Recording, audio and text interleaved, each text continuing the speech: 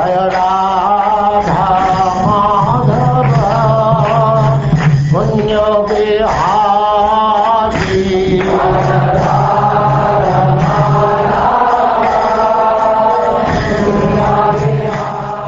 And now chapter 12, the killing of the demon Aghasura.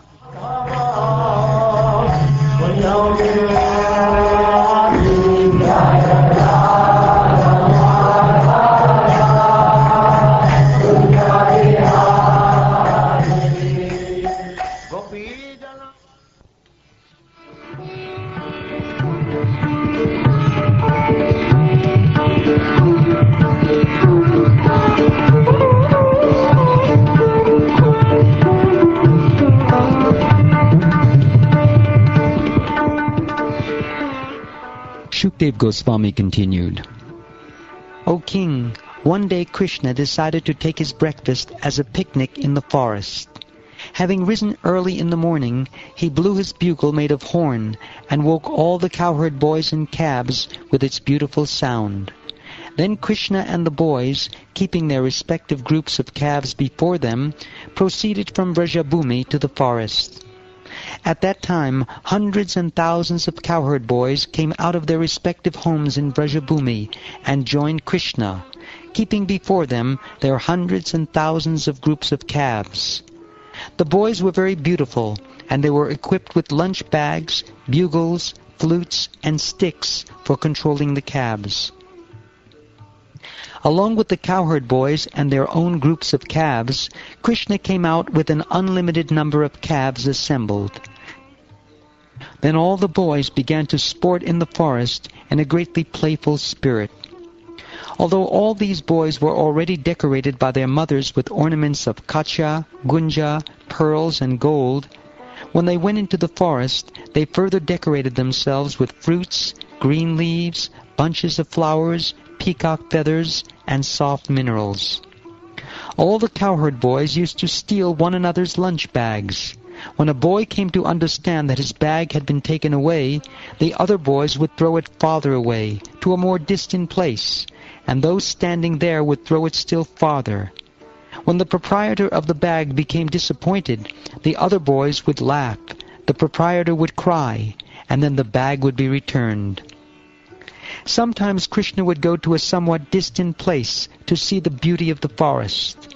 Then all the other boys would run to accompany him, each one saying, I shall be the first to run and touch Krishna. I shall touch Krishna first. In this way, they enjoyed life by repeatedly touching Krishna. All the boys would be differently engaged. Some boys blew their flutes, and others blew bugles made of horn. Some imitated the buzzing of the bumblebees, and others imitated the voice of the cuckoo. Some boys imitated flying birds by running after the birds' shadows on the ground. Some imitated the beautiful movements and attractive postures of the swans. Some sat down with the ducks, sitting silently, and others imitated the dancing of the peacocks. Some boys attracted young monkeys in the trees. Some jumped into the trees, imitating the monkeys. Some made faces as the monkeys were accustomed to do, and others jumped from one branch to another. Some boys went to the waterfalls and crossed over the river, jumping with the frogs, and when they saw their own reflections in the water, they would laugh. They would also condemn the sounds of their own echoes. In this way, all the cowherd boys used to play with Krishna, who is the source of the Brahman effulgence for jnanis desiring to merge into that effulgence, who is the Supreme Personality of Godhead for devotees who have accepted eternal servitorship, and who for ordinary persons is but another ordinary child. The cowherd boys, having accumulated the results of pious activities for many lives, were able to associate in this way with the Supreme Personality of Godhead. How can one explain their great fortune? Yogis may undergo severe austerities and penances for many births by practicing yama, niyama, asana, and pranayam, none of which are easily performed.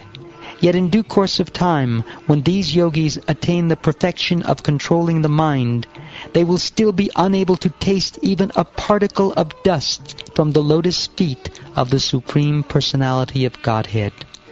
What then can we describe about the great fortune of the inhabitants of Vrajabhumi, Vrindavan, with whom the Supreme Personality of Godhead personally lived, and who saw the Lord face to face?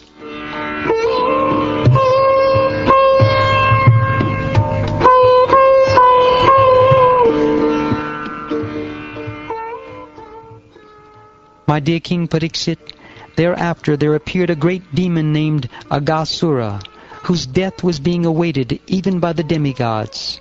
The demigods drank nectar every day, but still they feared this great demon and awaited his death.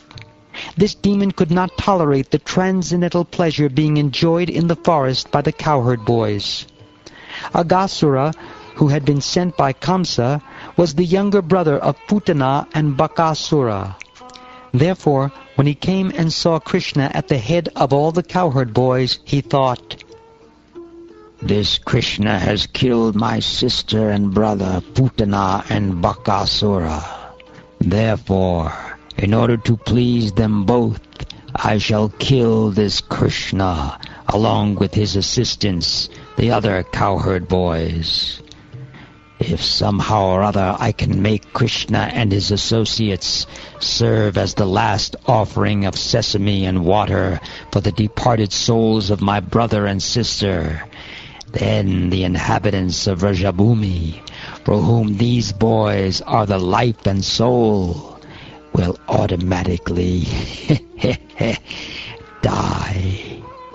If there is no life, there is no need for the body. Consequently, when their sons are dead, naturally, all the inhabitants of Vraja will die."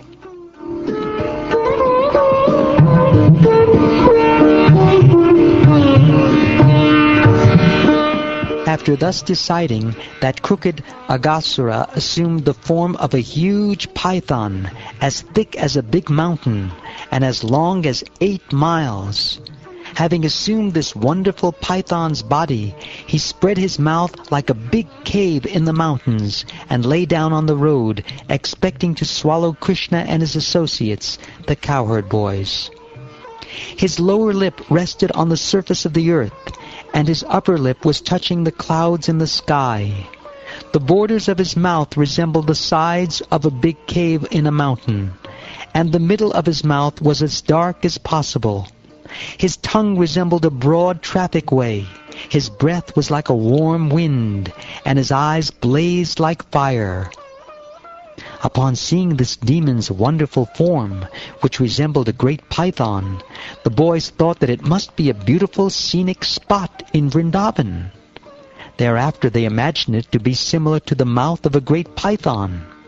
In other words, the boys, unafraid, thought that it was a statue made in the shape of a great python for the enjoyment of their pastimes.